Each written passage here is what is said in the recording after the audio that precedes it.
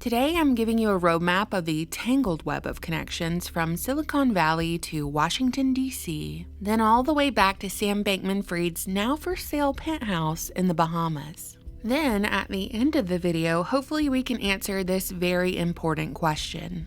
Should investigations into criminal activity be executed by the very parties implicated in the crime itself? I told you in the last video that the FTX scandal boils down to this. A crypto exchange took customers' money and invested it into unknown assets. An incredibly damning write-up about the company was published. Then FTX's competitor, the CEO of Binance, decided to liquidate hundreds of millions of dollars worth of FTX's utility token, which signaled to other crypto investors to do the same, but when FTX's customers went to pull their money out of the exchange, there was no money. The fella at the center of it all is 30-year-old MIT graduate Silicon Valley-born Sam Bankman-Fried, who was pretty much a nobody up until the time that Joe Biden announced his presidential campaign. Just 2 weeks later, the FTX exchange was launched, and it was an overnight success, making Sam a very rich guy. Sam's father, Joseph, a tax law professor at Stanford, helped Sam raise money from investors to get FTX off the ground. Some of the investors include BlackRock, Sequoia, SoftBank, and Tiger Global. After FTX became an overnight success, Sam became the second biggest donor to Biden's 2020 campaign. Before helping Sam with the financials, his dad was working on a new IRS tax filing system. Apparently, Pops is pretty well connected because back in 2016, Joseph drafted tax legislation for the outspokenly anti-cryptocurrency Senator Elizabeth Warren. And curiously, in response to the FTX collapse within the last few days, Warren has called for regulation of the industry. Sam's mom, Barbara Fried, is also a Stanford professor, and she's co-founder of Mind the Gap, a Democratic political fundraising organization based in Silicon Valley led by Stanford employees. Sam's brother Gabe is founder of Guarding Against Pandemics, which advocates for public investments to prevent the next pandemic. Gabe was a legislative correspondent for the U.S. House of Representatives and an advisor to large political donors in the Democrat Party. In addition to lobbying and advising lawmakers on pandemics, Gabe's Guarding Against Pandemics group endorses candidates on both sides of the aisle who pledge to champion pandemic prevention. My concern here is when they are spending on both sides of the aisle is that they are specifically cherry-picking politicians regardless of party lines that, in this case, will do the most medical tyranny in the event of the next scamdemic. Not only was FTX a partner of the World Economic Forum, even though they've tried to scrub the evidence from their website in the aftermath, but Sam's aunt Linda Fried is a member of the World Economic Forum. Her day job is an epidemiologist and dean at Columbia, specializing in aging, and her husband is an expert in HIV/AIDS.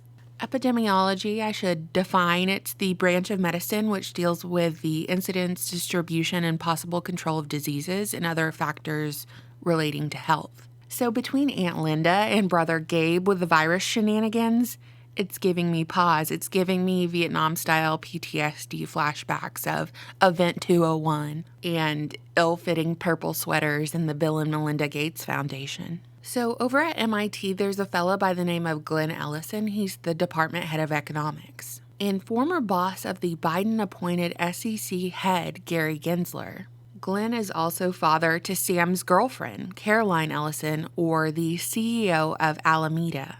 FTX's head of ventures and commercial is Amy Wu, who used to work for the Clinton Foundation. FTX's policy and regulation head, Mark Wetjen, served as Obama's Commodity Futures Trading Commissioner. And it doesn't stop there. The general counsel of FTX, Ren Miller, had served as lead counsel to Gary Gensler at the Commodities Future Trading Commission. FTX's director of engineering, Nishad Singh, recently donated $1.1 million to Becca Balance political campaign in Vermont, as well as $500,000 to the Democratic Party of Oregon. In total, it's been reported that Singh has spent around $8 million on pro-Democrat campaign contributions.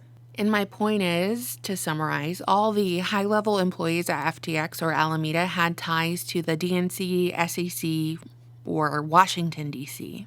But here's what's really weird. I can't find anything on FTX co-founder Gary Wang. There's 3 poor quality photos of him circulating, but not one interview or clip of him on the internet. His FTX profile picture on Sequoia Capital even has him turned away from the camera.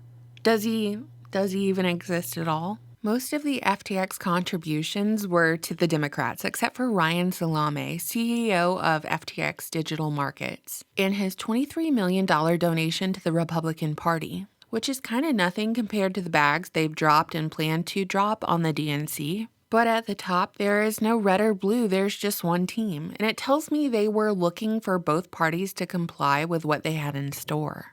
Pandemic lockdowns and mandates, perhaps, or perhaps crypto regulation. It's apparent that Democrats definitely got more out of the deal since Ukraine partnered with FTX through the WF to receive donations. So since FTX makes money off of all of those transaction fees, all of the money funneling into Ukraine, FTX got a cut of. Then Sam turned around and gave a huge chunk of that to the Democrats, becoming the second largest donor behind George Soros. And reports were that FTX wanted to spend over $1 billion on the Democratic Party for 2024. By the way, Alex Bornikov, Deputy Minister of Digital Transformation of Ukraine, took to Twitter Monday night, and he officially denied the story about Ukraine's crypto fundraising effort. Quote, "A fundraising crypto foundation, Aid for Ukraine, used FTX official to convert crypto donations into fiat in March. Ukraine's gov never invested any funds into FTX. The whole narrative that Ukraine allegedly invested in FTX, who donated money to Democrats, is nonsense, frankly." End quote. But what did you expect him to say? Yeah, it's all true, nana nana boo boo, sorry pores.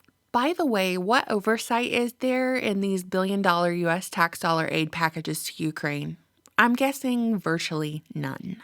On an even more disgusting note, CoinDesk reported that FTX's operations were run by Sam's inner circle of 10 roommates who all dated each other. They stole billions of dollars from their users and were having company-wide sex parties while doing so. One participant of these parties, allegedly, might have been New York Times writer David Yaff Bellany, who wrote a fluff piece on Sam, the scam artist, this week and never once mentioned his donations to Democrats or Ukrainian money laundering.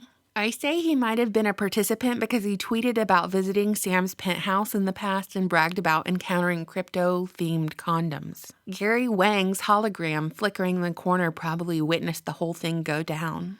Caroline's supposed Tumblr blog, which was active from 2014 until this past week, detailed the sexual dynamic between the FTX staff, the polyamory, saying that her ideal guy was one who controlled most major world governments. And she said crypto was mainly scams and memes.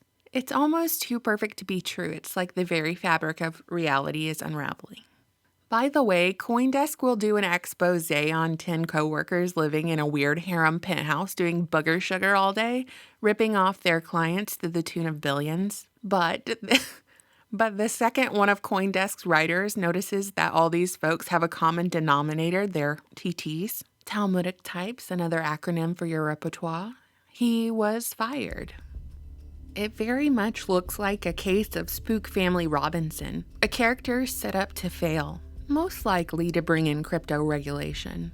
So what do you think, internet friends? Should the people who are connected to this whole FTX fraud be the ones investigating their own wrongdoing? How can the SEC be impartial when Gary Gensler has barely a degree of separation from all of this? Can mainstream media be a reliable source when they're the ones getting whipped by Caroline at the penthouse? Can we vote our way out of this by electing more politicians who just line their pockets with these dirty dollars? Let me know your thoughts. I always look forward to your comments. Thank you so much for watching, subscribing, and supporting my channel on Patreon. Bye!